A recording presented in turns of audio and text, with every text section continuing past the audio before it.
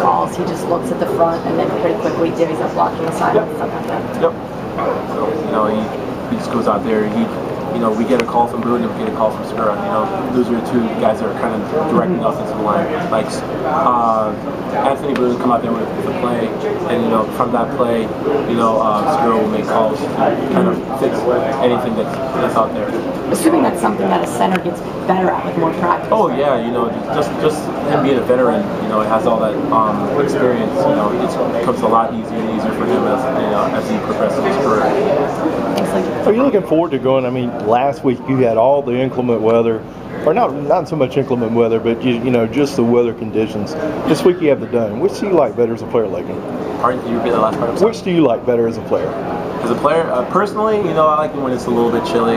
Yeah. I'm an offensive lineman. We're big, so we can handle a little cold.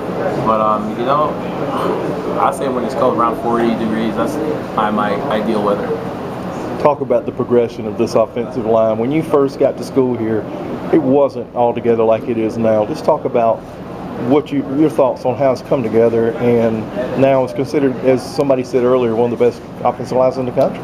We've come a long way, and when I was a true freshman here at Duke University, the offensive line wasn't as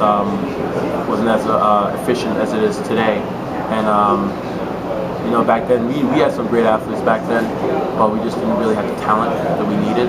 Now that we have the talent, and we have the work ethic and quality people, we do a really good job of working hard every day and continuously getting better. It's been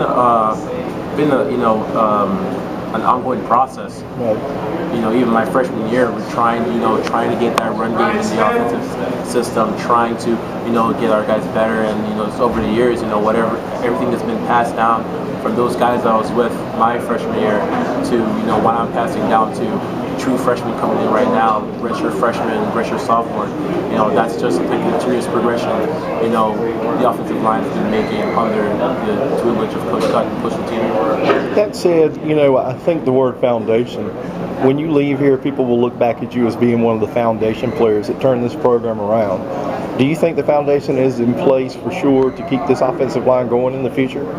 Oh yeah, for sure. I don't believe in going backwards. Right. Whatever I leave here, I'm going to expect it a lot better, much better the next year. So we have, as offensive linemen, we have a lot to live up to, and I don't think that's going to go away anytime soon. Nobody's ever said too much with you. I mean, I haven't heard you talk too much about the next level.